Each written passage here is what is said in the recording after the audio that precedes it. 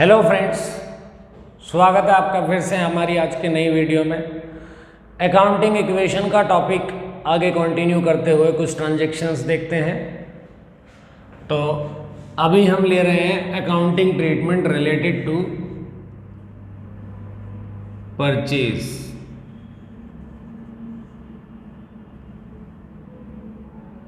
Of goods and payment to creditors।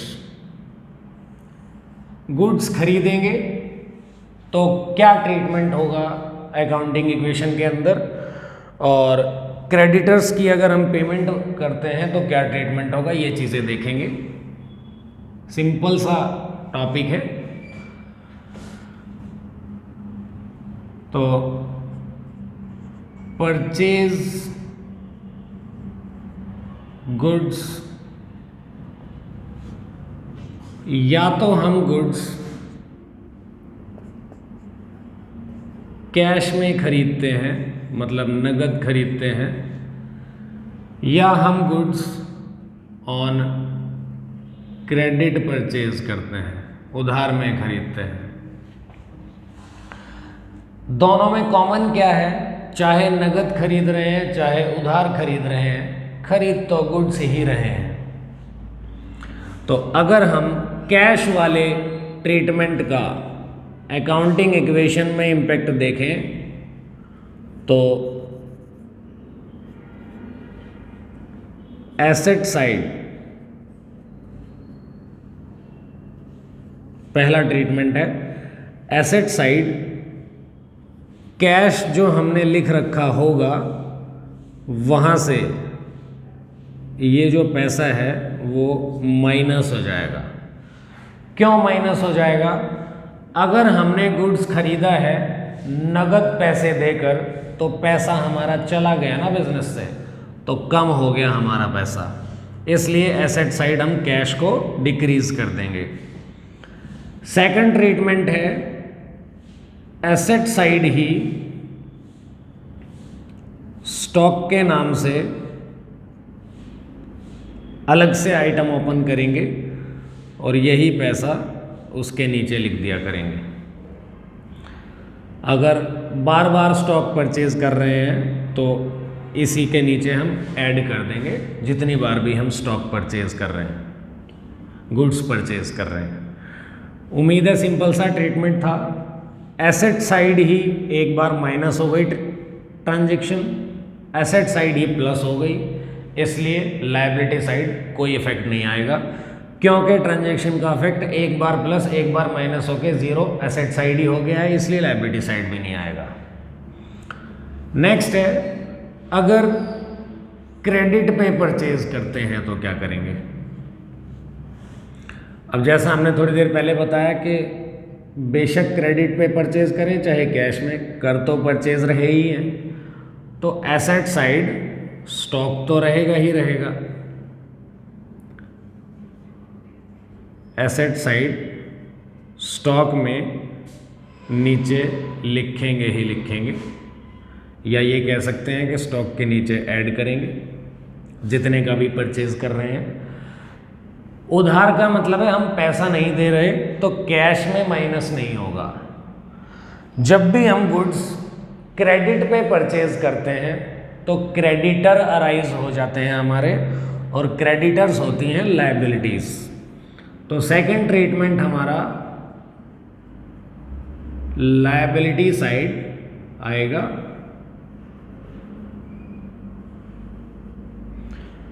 Liability side अलग से open करेंगे क्रेडिटर,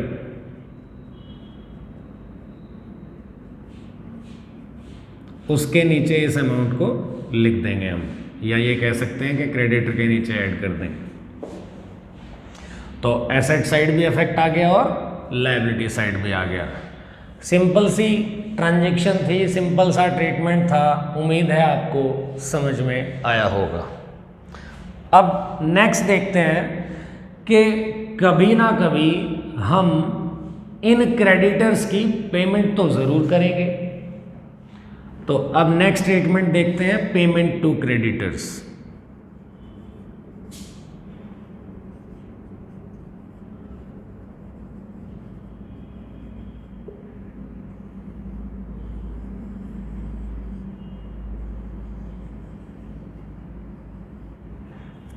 अगर क्रेडिटर्स को पे कर रहे हैं हम पैसा, तो भी दो केस हो सकते हैं।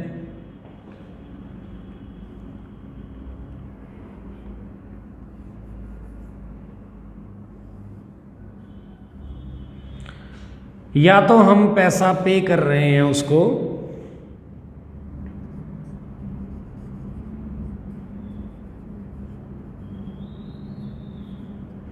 या तो फुल पेमेंट कर रहे हैं या पार्ट पेमेंट कर रहे हैं, जितनी भी पेमेंट कर रहे हैं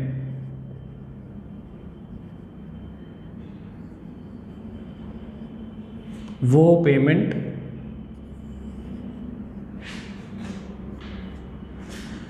एसेट साइड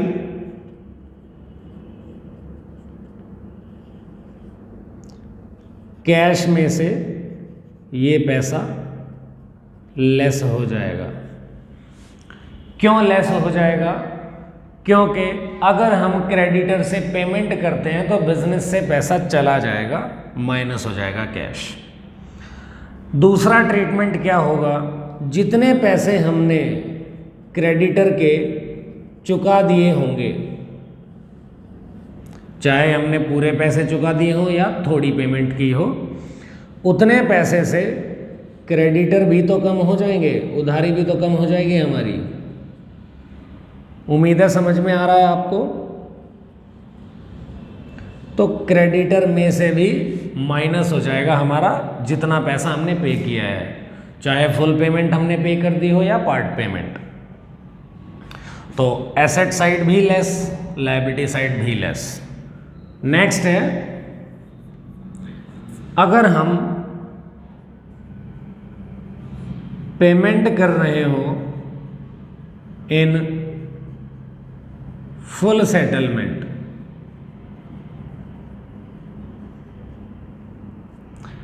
फुल सेटलमेंट का मतलब होता है कि पूरे पैसे दे नहीं रहे, बट जितने नहीं दे रहे हैं वो देंगे भी नहीं, अभी अकाउंट क्लोज कर रहे हैं थोड़ा बहुत कम पैसा देके। फॉर एग्जाम्पल, हमें अपने क्रेडिटर से 50,000 रुपीज़ पे करने हैं, 50,000 रुपये अगर हमें पे करने हैं, और हम अपने क्रेडिटर से 48,500 48,500 रुपीज़ पे कर देते हैं in full settlement. In full settlement का मतलब यहाँ पर क्या है कि जो 1,500 रुपये हमारे बचते हैं पे करने, वो करेंगे ही नहीं। 48,500 रुपये देकर ही हमने पूरे 50 को क्लोज करवा लिया है, उसे कहते हैं फुल सेटलमेंट में पे कर देना। तो इसका ट्रीटमेंट क्या होगा, ध्यान से देखें। असेट साइड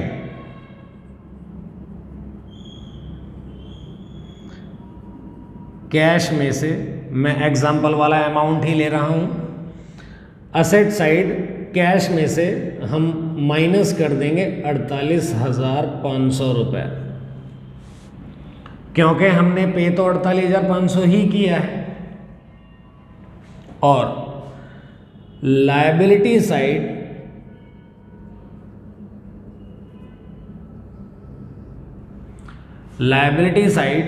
हम क्रेडिटर में से माइनस करेंगे पूरा 50,000। क्यों पूरा 50,000? क्योंकि इन फुल सेटलमेंट हम 48,500 रुपये देकर ही इसका अकाउंट क्लोज कर रहे हैं। तो अकाउंट क्लोज तभी तो होगा जब पूरे 50 माइनस कर देंगे, तभी तो ज़ीरो होगा क्रेडिटर। अब देखिए, हमने कहा कि अकाउंटेंसी की हर ट्रांजैक्शन अकाउंटिंग इक्वेशन टैली करती है, मतलब बराबर रहेंगी दोनों साइड्स।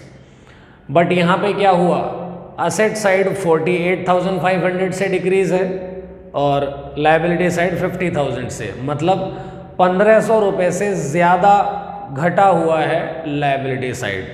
तो क्या करेंगे हम, लायबिलिटी साइड ही कैपिटल में ऐड कर देंगे 1500 रुपये, 1500 रुपये ऐड हो जाएंगे कैपिटल में। ये किस बात के ऐड हुए हैं?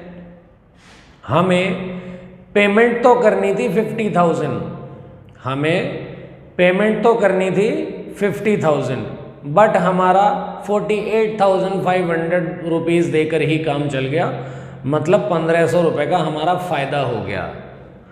जितने भी फ़ायदे हैं वो कैपिटल में ऐड किए जाएंगे अकाउंटिंग इक्वेशन में, ये हम पहले भी बता चुके हैं।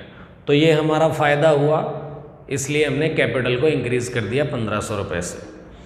उम्मीद है आपको परचेज से रिलेटेड जो भी हमारी ट्रांजैक्शन थी गुड्स परचेज से रिलेटेड, और उसके बाद अगर पेमेंट करनी पड़ जाए तो क्या करेंगे, क्लियर हो गया होगा। स्क्रीनशॉट लेना है तो ले सकते हैं। आगे सेल से रिलेटेड और पेमेंट रिसीव करने से रिलेटेड, अमाउंट रिसीव करने से रिलेटेड डेटर से हम छोटी सी नेक्स्ट वीडियो में ही डिस्कस करेंगे, तो अगर स्क्रीनशॉट लेना है तो ले सकते हैं।